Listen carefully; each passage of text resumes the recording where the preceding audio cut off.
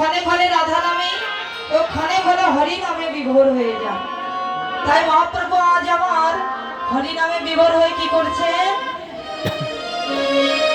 আরে খেলায়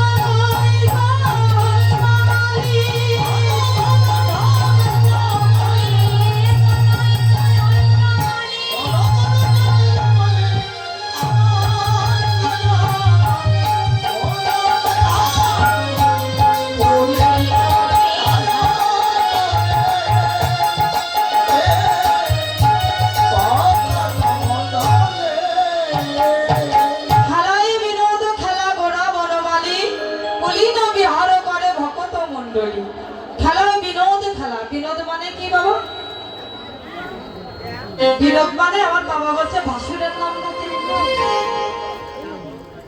বিনোদ মানে ভাসুরের নাম, বিনোদ মানে নতুন। তো মহাপ্রভু আজ সুরধনির তীরে গিয়ে বিনোদ খেলা অর্থাৎ নতুন খেলায় মেতে আছে। কি সেটা? হরিনামের খেলায় মেতে আছে। তো গোরা বনমালী আমার গৌর হরিকে বনমালী বললেন কেন? জাগতিক জগতের মালিক কি করে? বাগানে যেসব আগাছা বৃক্ষ আছে সেই আগাছা বৃক্ষগুলিকে ছেদন করে, কিন্তু এটা হলো জাগতিক জগতের মালিক। আর আমার গৌর সুন্দর হলেন অপ্রাকৃত জগতের মালিক। তিনি কি করে? আমাদের এই যে দেহরূপ বাগান আছে বাবা, এই দেহরূপ বাগানে কিন্তু ইন্দ্রিয় রূপ আগাছা আছে। এই ইন্দ্রিয় রূপ আগাছাগুলিকে ছেদন করেন কেমন ভাবে? একটি কুটার দিয়ে। সেই কুটারটি কি না? অনুরাগ নামক কুঠার। এই অনুরাগ নামক কুঠার দিয়ে যদি ইন্দ্রিয় রূপ আগাছাগুলিকে ছেদন করা যায় তাহলে নিতাই গৌর হরি বল বলে হরির বীজ বপন করা যায়।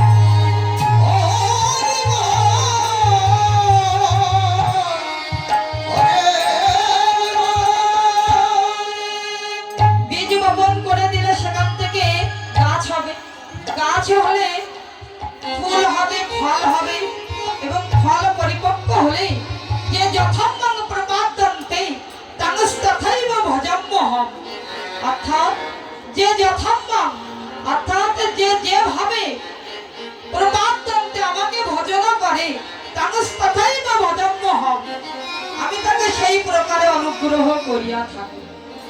তাই সেই ফলটিকে কেউ চয়ন করে বাজারে বিক্রি করে জীবিকা নির্বাহ করে, আবার সেই ফলটিকে কেউ গোবিন্দ সেবায় লাগিয়ে দেয়।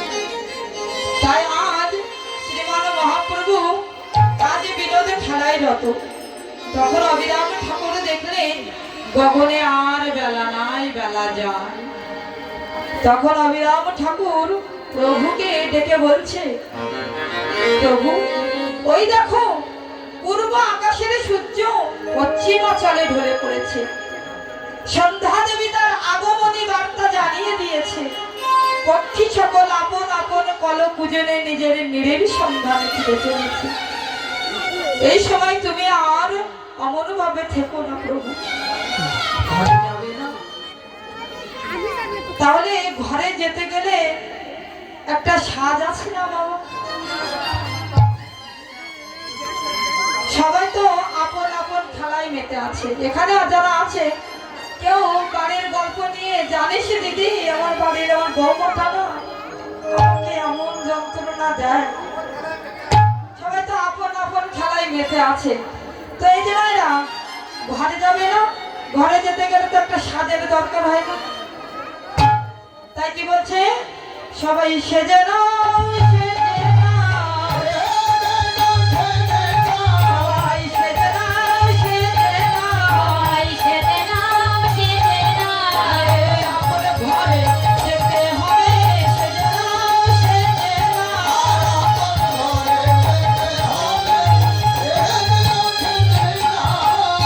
এই যে ভাইরা, আমার দিদি ভাইরা, আমার বোন আছে না, ছোট ছোট বোনেরা আছে, বোনেরা বেশি জানবে। তোমরা স্বাস্থ্য কোথায় যায়, কোথায় যায় আমরা মা? বিউটি পার্লারে। বিউটি পার্লারে। বিউটি পার্লারে গিয়ে আমরা কি করি? চুল কাটা, ভুরু ছাটা, মুখে কালি, ঠোঁটে কালি, চোখে কালি, কত রকম দিয়ে আমরা সাজি। রাধে রাধে।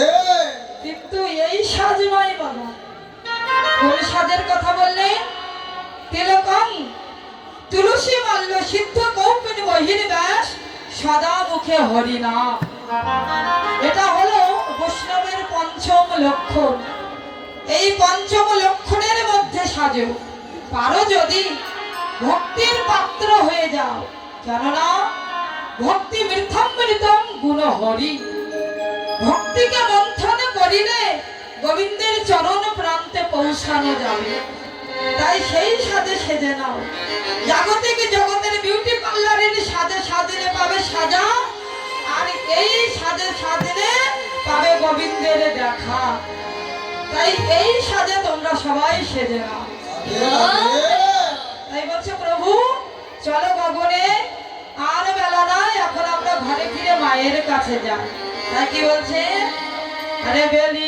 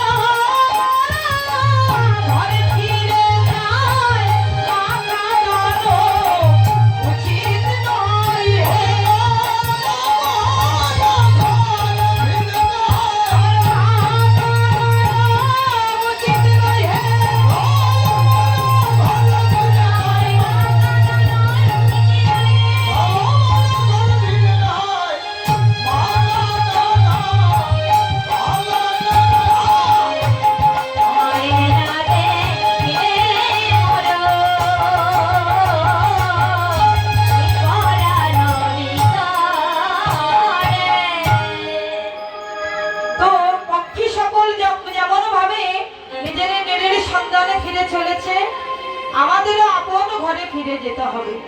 তো আপন ঘরে বাবা, বর্তমানে আমরা যে ঘরে বসবাস করেছি এটা কিন্তু আমাদের আপন ঘর নয়, এটা আমাদের ভাড়া করা ঘর। এই ঘরের মালিক যেদিন এসে বলবে ঘর ছেড়ে দেওয়ার কথা, সেদিন আমাদের সবাইকে এই ঘর ছেড়ে চলে যেতে হবে। তাই নিজের ঘরে যাওয়ার জন্য নিজের ঘরে যাওয়ার পথটি চিন্তার প্রয়োজন। তো সেই পথটি চিনতে গেলে প্রথমে দেহটিকে সংস্কার করতে হবে। তেমন ভাবে তাই তো তত্ত্ব রসামৃত জ্ঞান মঞ্জুরি গ্রন্থে প্রমাণ দিলে অদীক্ষিতং লোকানাং দোষং শ্রীণ বরাননে অন্ন বিষ্টা সমং তৎস জলমূত্র সমং। অর্থাৎ যদি অদীক্ষিত ব্যক্তির নিকট থেকে জল সেবা করা হয়, সেটা জল সেবা বলা হয় না, সেটাকে মূত্র সম সেবা বলা হয়ে থাকে। আবার যদি অদীক্ষিত ব্যক্তির নিকট থেকে এক মুষ্টি অন্ন সেবা করা হয়, সেটাকে অন্ন সেবা বলা হয় না, সেটাকে শুকরে বিষ্ণু সম সেবা বলা হয়ে থাকে। তাই নিজের ঘরে যাওয়ার জন্য প্রথমে দেহটি সংস্কার করবেন। কেমন ভাবে? চেত দর্পণ মার্জনম ভব মহাদবগিরি নির্বাপনম শ্রেয়ং কৈলব চন্দ্রিকা বিতরণম বিদ্যাবোধ জীবনম অনন্তম পরিবিভারধরম প্রতিপদম পুণ্যমৃত আস্বাদনম সর্ব আত্মা সমর্পণম পরবিজয়তে সর্বজ্ঞ শ্রীকৃষ্ণ সংকীর্তনম। হরি বল, হরি বল।